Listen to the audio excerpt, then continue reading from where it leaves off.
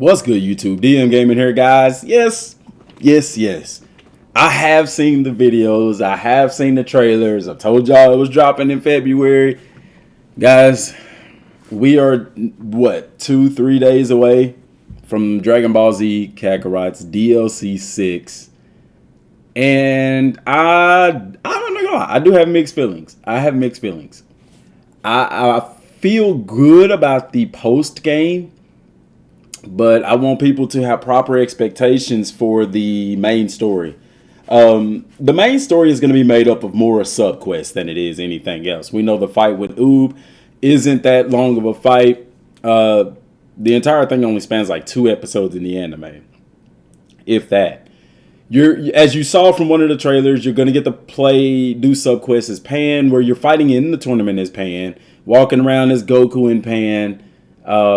Matter of fact, let me play. It may be in this trailer here where they're showing this. The other trailer is Goten versus Goku, which I'm going to talk about that in another video. I want to get to the main part here. So we do see Goku walking around with his granddaughter Pan and stuff like that. That's really cool. Flying is a thing. Flying is a thing. This is important, guys, because talking about combat, so far in combat, all we have seen them do is ground combat. My speculation was that air combat, is this the DLC where they combine the two? Where they have ground combat and where they have air combat as well, where you could transition between the two. Because remember in the previous DLC, the 23rd World Martial Arts Tournament, Goku couldn't even fly. You had to travel around on Nimbus. But we see here, Pan is also flying along with Goku. So you're able to fly. Now, will you be able to do this in combat? I believe we will. I think they just hadn't showed it because it's one of those, they always have some surprises within the DLC. And I think air to ground combat will be one of them. But let's continue with this. That's just Goku performing ground combat, which in the combat sequences, guys, we have not seen them transition from ground to air. Okay, doesn't mean it's not there. They're at the World Tournament. You see Goten, you see Chi-Chi. They're walking around. Subquests involved. You see little Bulla there, Marin, Krillin, the gang, Vegeta. All of that's animated cutscenes right there. And then, of course, yeah, we get the fight as Pan in this. Now, will she be a playable character outside of this? I believe that she will. Okay. The fact that we get the fight with her, number one. The fact that she's flying around with Goku earlier in the trailer. And I believe that Pan is going to have some subquests on her own. So I do believe that Pan will be a playable character. Now, I know people are going to say, well, why won't they make Krillin and Goten and Trunks playable characters? They very well could make Goten and Trunks the kid versions, well, the teen versions with this DLC. They could make them playable. There could be subquests involved with that. One thing that I will say that a reason for them making Pan a playable character, if they do, it's my speculation they will, is because, yes, we know the next season is going to be Dragon Ball Super, but they're also going to eventually do a season that is based on GT. With that being said, Pan is a major component in Dragon Ball GT. So it makes sense for them to make her playable, if that makes sense. But that is pure speculation. And Pan is doing all ground combat here. Now, can she fly? Yes, we know she can fly.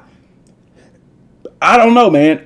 Because if she could fly here, this is why I don't think they'll make us in the tournament style be able to fly and fight on the ground. Because if we can, then all we have to do is fly in the air. We have the advantage. We can rain down attacks and stuff from above. But so tournament-wise, I think that ground-to-air combat may be something that opens up after the main story. But you never know. And it could not open up at all. All combat could strictly be limited to the ground, but I don't think that's the case. We'll get to that here in a second. I think it's something that opens up after or outside of the tournament. Like while you're in the tournament stage, you can't fly. And in certain situations, such as Goten and Goku's fight, we didn't see any flying there. Doesn't mean that you can't. You just don't see it. But I don't think that you can because there's a red barrier around the ground where they're fighting, like similar to this right here. You see the barrier on the outside? They put that there for those ground combat situations. Doesn't mean you can't fly, but I think that they limit that. You know what I'm saying? And they may have it separated. Hey, this isn't a ground only combat situation. Hey, this is an air only combat situation. And we'll break that down more whenever we get into the Goten and Goku fight. But going to the Pan fight here for the tournament, and I do have the audio off because of music, not trying to get copyrighted. Pan has a surge mode, of course. Doesn't show her power level, but of course we know she wins the fight. All right, and then here we have the cutscene with Oob and Son Goku. Okay, animated cutscene. Once again, they're fighting. Oob does some aerial attacks, but everything is basically occurring on the ground, which, guys, in reality, when you're fighting in the world tournament stage, you know, not too many fights just take place in the air. The whole objective is fight on the ground, kind of. So I'm not surprised that they would go this route. I know people are looking and saying, well, they can fly. Why can't they fly? Like I said, I think us being able to, I think the combination of ground and air combat may come into play after we've beaten the main game. Okay, but that's my speculation. I can't reiterate that that's pure speculation enough. Goku with some aerial moves, Oob with some cool attacks, animated cutscene here. This is probably what's going to happen right before we finish. And then some interesting thing. The road to become the strongest continues on. All right. And they popping up with the stuff right there. We don't want to see that yet. February 21st, that's going to be Tuesday. An interesting thing happens at the end of this trailer is right here. Okay, Goku lands, and then we see Vegeta, who's in his Saiyan armor gi. Guys, this is extremely interesting for a number of reasons, okay? And one of them, which I'll point out just in a second.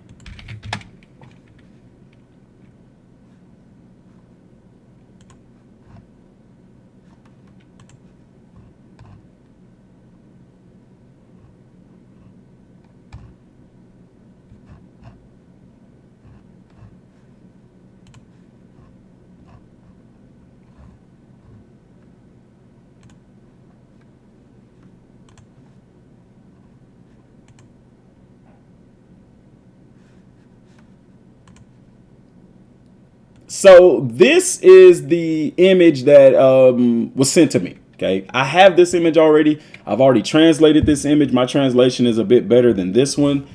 But I think that this has something to do with the Vegeta stuff. Basically, it's new content. Now, will this content come in the DLC or will it come attached to the main game? I don't know. But it's a tour of memorable places. Okay. This translation is rough. Mine says in various places on the battlefield, you can rematch with previous enemies or you can get items. That's what it says. So take that translation with a grain of salt. If you look in the background here, underneath the Dragon radar, you can see that there's some text there. And if I'm not mistaken, that's probably like a subquest kind of deal. Goku is there. It's showing his stuff. So I don't know, you know, it's showing his fight against Nappa. Now, people may ask, you know, are we going to get the fight? Like, we already can go in the time machine and fight those enemies. We already can go with the villainous enemies and fight them to a somewhat upscaled level. So what is this about a possible rematch with these enemies? It could tie in with the whole Vegeta deal. How at the end of that DLC that we just saw, we see Vegeta there. Okay. Because that's a cutscene. I'm thinking Super Saiyan Goku, Super Saiyan Blue Vegeta, we get to fight him. I think my speculation is that we'll get to fight these enemies at an upscaled level. I also believe that they could open it up to where we could have a transition from air to ground combat.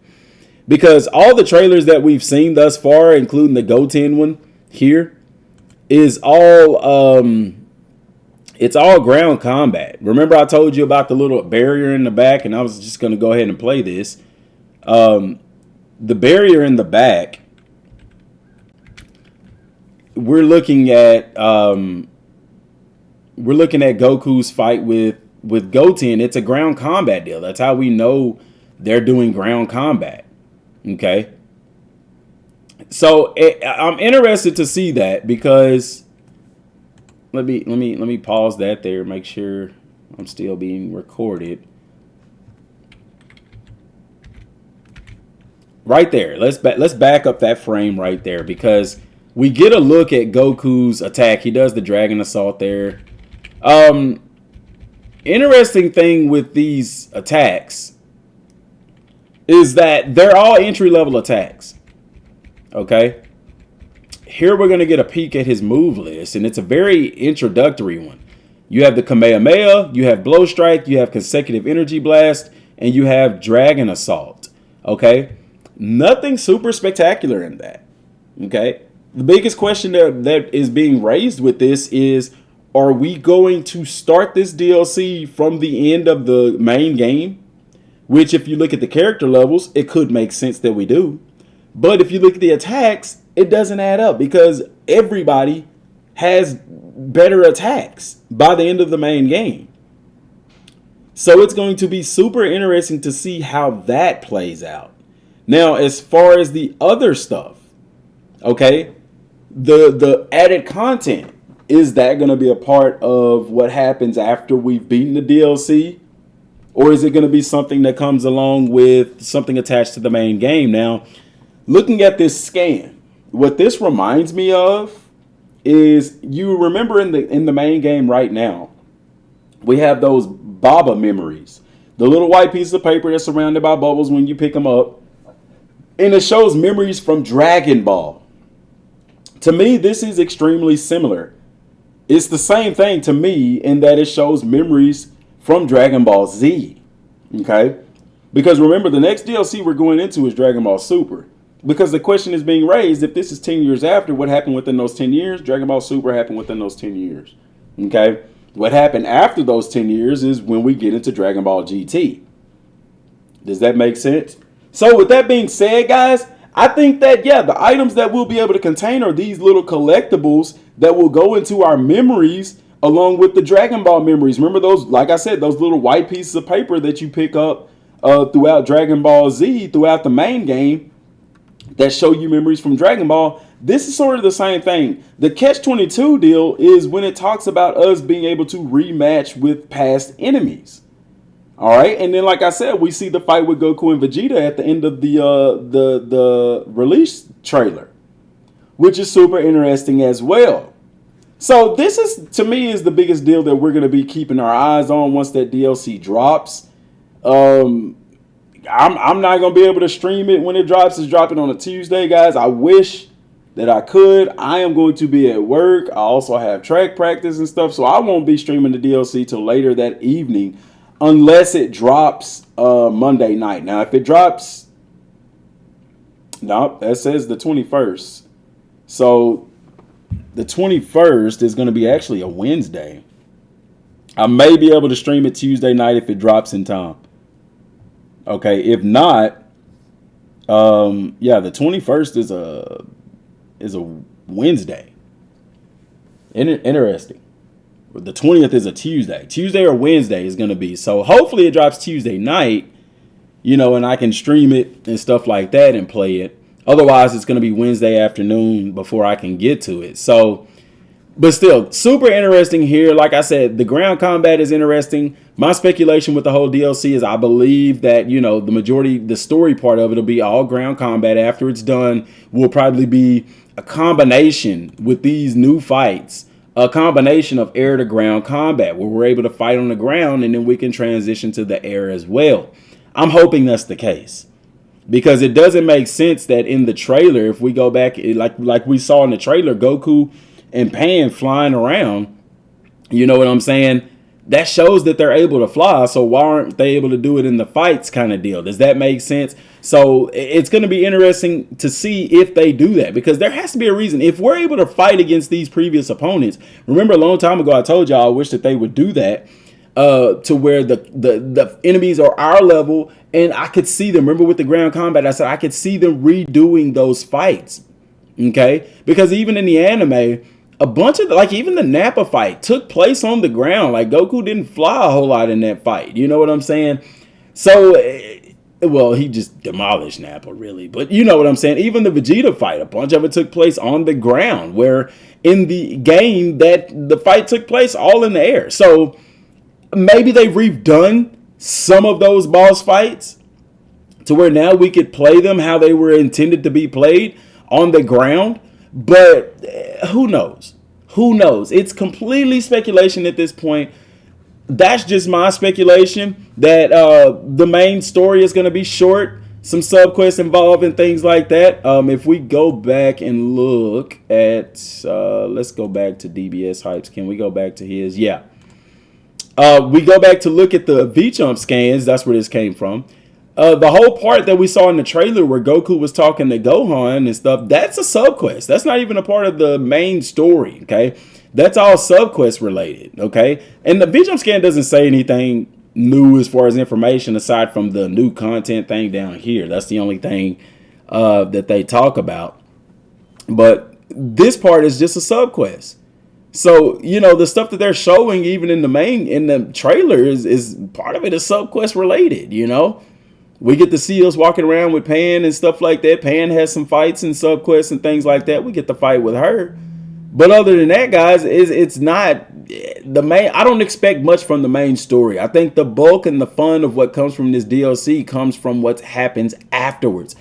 I don't think that they're going to let us fly off with Oob and not have us do some sort of subquest. I don't even know if it'll be story related. Okay, because they're showing off Oob and stuff like that. Like I said, it's not saying much as far as what the translations say.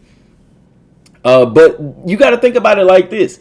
It's opening the door for GT content to come to Dragon Ball. Now, DBS Hype said a long time ago that the next DLC pack for Dragon Ball Z Kakarot would be Dragon Ball Super Base. Because remember, this is 10 years after. People are going to say, hey, what happened within that 10-year time gap? Which, you know, if you're a big fan of the series, if you've been watching it, you know that Dragon Ball Super occurs within that 10-year time gap between the end of the fight with Majin Buu and the 28th World Martial Arts Tournament. All right. So with that being said, once, you know, we get to experience that, then people are going to say, okay, what happens after Goku flies off with Ooh? Guess what happens? The only thing that happens, Dragon Ball GT. Okay. Dragon Ball GT occurs. And that's going to be because it was between GT and Super as to what would be the next DLC pack. It's Dragon Ball Super first, and then more likely GT is going to come afterwards. So all of that's going to be there. It's super interesting to see. The DLC drops, I think, what it was at the 20th, if I'm not mistaken. We have to go, but let me go back and look at this trailer here. That's on Janemba 8000's channel. It's the one I was looking at here, and they're just playing an ad. We're going to skip that. Blah, blah, blah, blah, blah, blah, blah. Skip down here. Goku lands. And see, Goku's still in his gi, but like I said, Vegeta's in his Saiyan armor. Oh, wait, I went too far. Right there, February 21st. Okay. So, and they're ahead of us in Japan. I don't know if this is 21st, the US, or what, but even dropping it on a Wednesday is really, really weird. Really weird. It's most of the time it's on a Tuesday, which, like I said, it could be Tuesday night. Who knows? But that's the release date there. And then, like I said here, like I said, you see Goku flying around with Pan. So we can fly. We can fly. There's a main element thing right there, a main quest. Is Pan going to be playable? I think she will. I think she'll be a playable character. That would also make sense leading into GT. Ground combat. You see the red circle to let you know it's a ground combat fight. All right. Also a note with Pan, like I said earlier, that it makes sense to make her a playable character since GT is going to be DLC some point in time in the future. All right. It's going to be a while. Don't hold your breath. I think this DLC would be another year, and maybe in 2025 we get the GT DLC or whatever like that. So that's going to be interesting. I'm just looking at this one more time before we get out of here. It doesn't show Pan's attacks opening up, but it does show her having some really cool attacks. And I know you're going to say, if this is ground combat, why isn't there a red barrier here?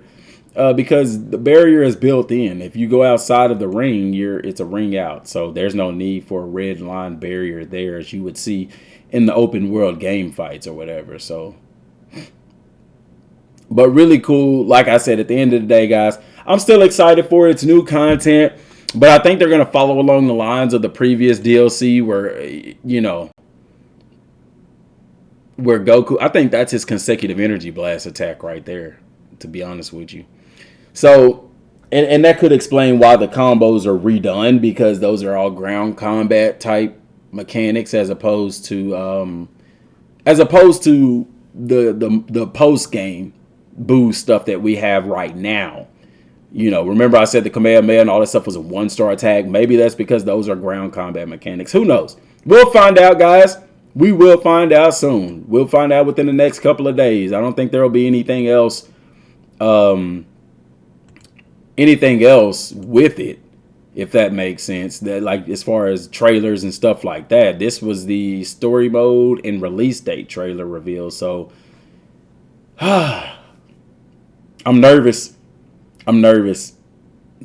Good nervous and bad nervous, but be that as it may, guys, we're excited for it nonetheless, guys. I hope that everybody has an amazing weekend. Till next time, thanks for watching. Peace.